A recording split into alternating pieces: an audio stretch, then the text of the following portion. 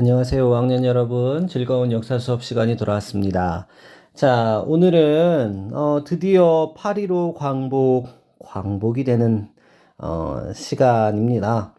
우리가 열심히 지금 일제에 맞서서 싸운 역사들을 배워왔는데 드디어 1945년 8월 15일에 광복을 맞이하게 되고, 그리고 알다시피 분단의 과정으로 들어가게 돼요. 그래서 오늘은 8.15 광복과 그 다음에 분단이 어떻게 시작이 됐는지를 간단하게 공부해 볼 예정입니다. 사회책은요, 134쪽 먼저 펼치고요. 사회공책, 항상 그랬듯이 준비하면 되겠습니다. 자, 봅시다. 우리나라 임시정부가 이제 열심히 싸우면서 여러 회담에서 또 우리나라의 독립을 약속하는 일들이 많아졌고요. 저번 시간에 뭐가 일어났다고 그랬어요? 전쟁 중에 하나였던 제 2차 세계대전이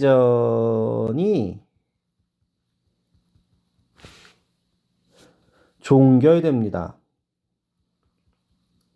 이때 독일 편을 섰던 일본이 패망하게 되죠. 자, 일본이 어떻게 패망을 했냐? 여러분들이 알다시피 미국이 요거를 날렸죠. 뭘까요? 뭔 것 같으세요? 미사일 하나를 날렸는데 이 미사일이 보통 미사일이냐? 아니죠. 아니죠. 어떤 미사일일까요? 완전히 일본이 넋이 나가게 만든 미사일이었습니다. 바로 핵폭탄이죠. 원자폭탄이에요.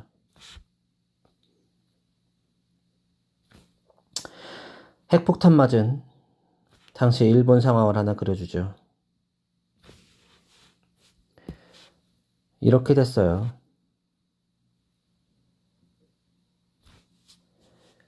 자, 여기 일장기. 색칠하고 올게요. 자, 뿅. 색칠하고 왔습니다. 자, 미국이 일본한테 원자폭탄을 터뜨립니다. 핵폭탄이에요. 자, 이 폭탄의 위력이 얼마나 대단했냐면 두 군데다가 떨어뜨렸거든요. 히로시마, 나가사키. 히로시마, 나가사키의 핵폭탄을 팡 터트리면서 완전히 일본이 사기를 잃어버렸어. 이렇게 어마무시한 무기가 있다니. 미국도 놀랄 정도였어. 핵폭탄의 위력이 이 정도였다니. 그래서 일본이 정말 묻지도 따지지도 않고 핵폭탄 2번 맞고 항복. 무조건 항복.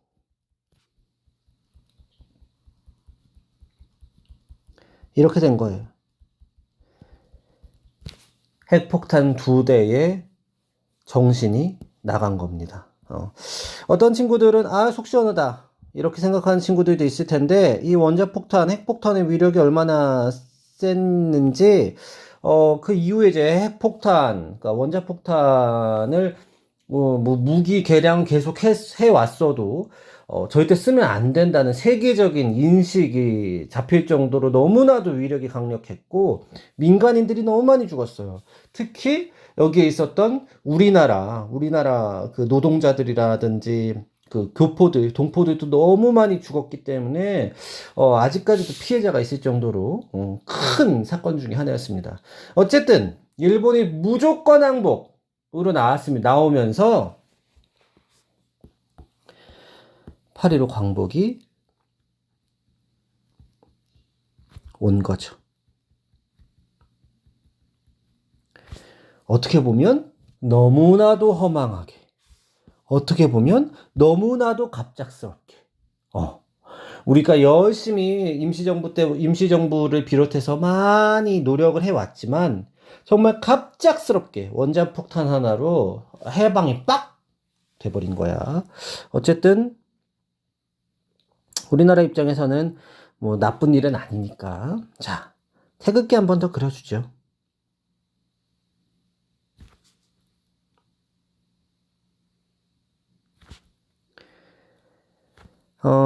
드디어 일본이 물러갑니다. 1910년부터 시작해서 1945년까지 무려 35년간 우리나라를 지배했던 일본이었어요. 하지만 그 35년 동안 우리나라는 끝까지 포기하지 않고 싸웠고, 많은 분들께서 그 결과 그래도 우리 문화를 잃지 않고 또 자긍심을 잃지 않고 8.15 광복을 맞이할 수가 있었던 거죠. 다만 아쉬웠던 것은 우리 힘으로 완전히 광복을 되찾은 게 아니라 외세에 의해서, 또 미국의 원자폭탄, 이런 세계적인 정세로 인해서 우리가 광복을 했다는 게 조금 아쉬울 뿐이죠. 1945년 8월 15일 드디어 광복을 합니다. 자, 광복이 이루어지면서 해외로 나가 있던 수많은 독립운동가들, 또 동포들도 하나 둘 우리나라로 귀국하기 시작을 해요. 그중에 대표적인 인물 두 분만 먼저 그려주지요. 첫 번째는 이승만입니다.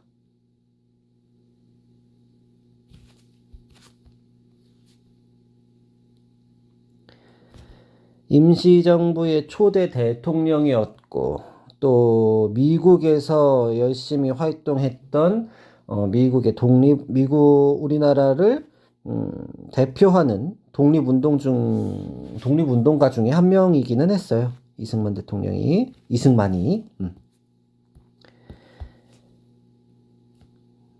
자, 귀국할 때쯤이면 이미 이렇게 고령이었습니다. 이승만은 우리나라의 몇 안 되는 박사였어요. 아주 똑똑한 박사였고, 또 통역가이기도 했고, 그래서 외교 노선으로 독립운동을 많이 했던 사람으로 알려져 있고, 그래서 임시정부 쪽에서도 이 이승만을 많이 중용하려고 했었죠. 이게 이승만입니다. 그리고 또 한 분, 여러분들이 너무나 잘 알고 있는 백범 김구 선생이에요. 백범 김구 선생도 하나 그려주죠.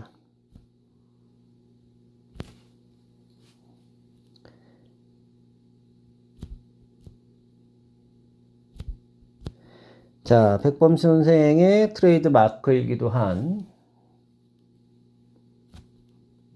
안경. 우리나라 사람들이 가장 존경하는 인물 중에 한 분이시죠. 백범 선생. 이분도 이 당시에는 꽤 나이가 드신 상태였고, 대한민국 임시정부의 상징이기도 했고, 끝까지 대한민국 임시정부를 지켰던 사람이었으며, 윤봉길, 이봉창 같은 한인 애국단을 조직해서 우리나라의 힘을, 또 독립의지를 보여줬던 대표적인 독립운동가였죠. 김구 선생 같은 분들이 귀국을 속속합니다. 나라로 들어와요.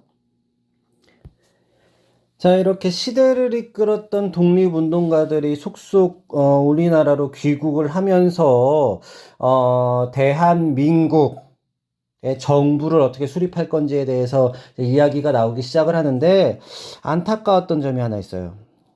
이 이승만, 김구, 뭐 이시영, 조소왕 이런 분들이 다 어떤 자격들로 귀국을 했냐면 우선은 독립운동가 귀국이라고 써주고요.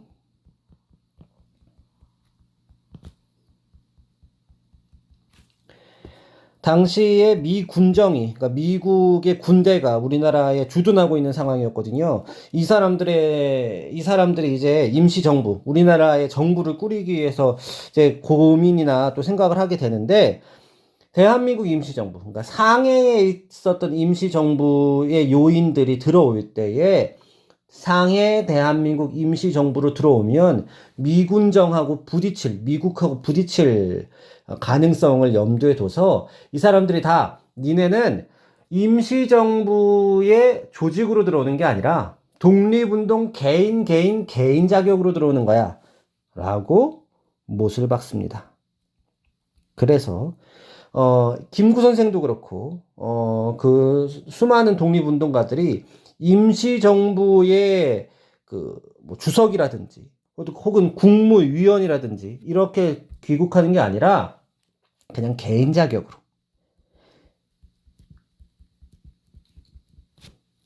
개인 자격으로 귀국을 하면서 대한민국 임시정부의 정통성을 미국이 거부해요.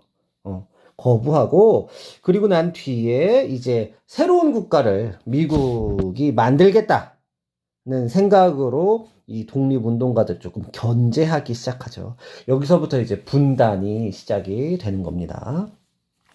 자, 여기까지가 135쪽에 관련된 이야기였고요. 우리 사회책, 그 뒷장으로 넘길 거예요. 넘겨보시죠. 이어서 한반도 분단의 과정도 오늘 다 같이 할 겁니다. 자, 보시죠. 이런 상황에서 한반도의 분단이 시작이 됩니다. 안타까운 일이죠. 일제가 패망하고 물러갔으니까 우리나라 사람들끼리 힘을 합쳐가지고 제대로 된 정부를 구성하면 좋은데 그게 뜻대로 안 됐어. 우선은, 아이고, 내가 오랜만에 한반도 지도를 그리려다니까. 자, 우선은 한반도 지도를 하나 그려주죠. 오늘따라 왜 이렇게 한반도 지도가 안 그려주냐? 네, 이렇게 그립시다. 자, 왜 뜻대로 안 됐냐? 여러분들이 알다시피, 제 세계 2차 대전이 끝나고 우리나라가 해방을 하면서 군대가 딱 들어와가지고 미국하고 소련 군대가 들어왔어요. 그리고 38도선을 딱 그었어. 이게 38도 선이야. 북이 38도 선을 해가지고 쫙 그냥 일자로 그은 거예요. 그리고 북쪽에 요 38도 선을 중심으로 해서 북쪽에는 좀 더 빨간색으로 그릴까요? 이걸로 합시다. 자, 이 북쪽에는 누가 들어왔냐? 소련 군대가 주둔합니다.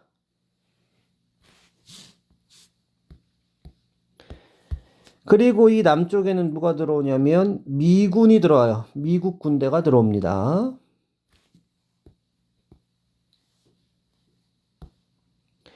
자, 이게 왜 문제가 됐냐? 여기에 이제 소련이 들어오는데 북쪽에는 이 소련은 공산주의의 선봉이었어요. 공산주의를 대표하는 나라였거든요. 자, 그러면 반대로 미국도 들어오겠죠? 자, 미국은 반대로 이쪽 남쪽으로 들어왔는데 미국은 자본주의 체제 그리고 민주주의 체제의 대표 주자였죠.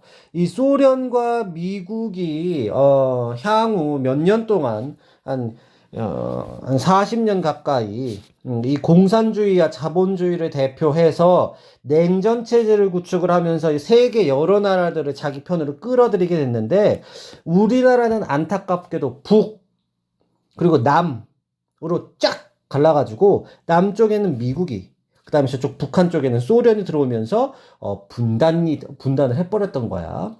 그런데 이때 완전히 분단이 된 건 아니에요, 사실은. 38도선은 언제든지 건너갈 수가 있었어. 남쪽에 살다가도 그냥 38도선 건너가지고 무슨 우리 휴전선 치듯이 막 이렇게 철창이 쳐져 있는 게 아니라 그렇게 선 거는 거였거든요. 그래서 이 당시만 해도 왔다 갔다 할 수는 있었던 상태였다는 거. 그건 여러분들이 알고 있었으면 좋겠고, 이 38도선을 기점으로 해서 이제 분단이 서서히 시작이 됐다는 것만 이해를 하면 되겠습니다. 자, 8.15 광복이 끝나고 난 뒤에 모스크바에서요, 소련의 모스크바에서 삼상회의가 열립니다. 이게 모스크바 삼상회의예요. 미국, 소련, 영국의 외무장관들이 모스크바에서 모여서 한반도를 어떻게 처리할 거냐에 대해서 회의를 하게 되는데 이때 나왔던 게 두 가지입니다. 임시정부를 수립하자.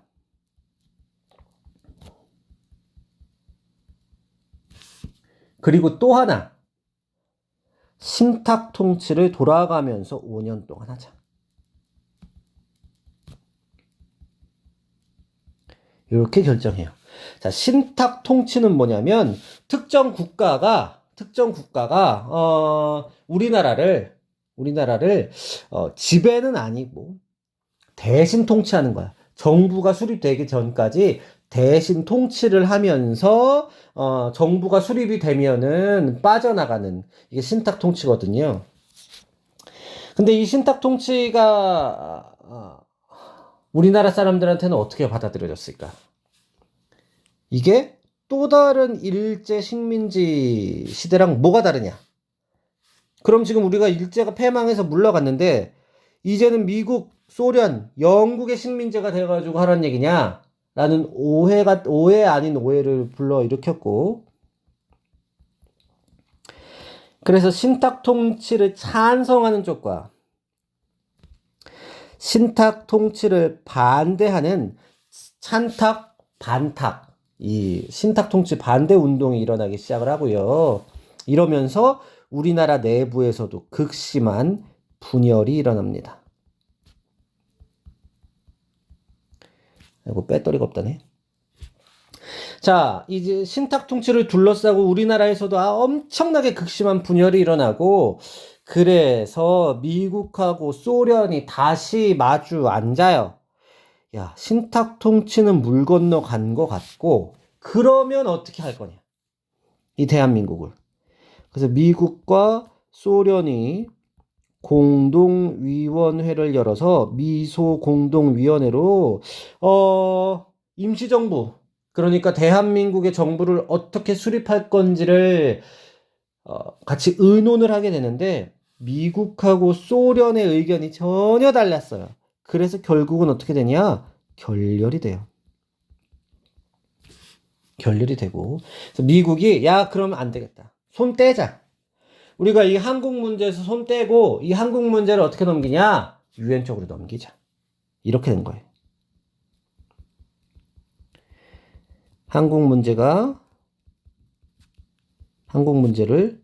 유엔으로 넘기게 되면서 결국은 이제 남한과 북한이 서로 다른 정부를 만들게 되는 상황으로 가게 되는 거죠.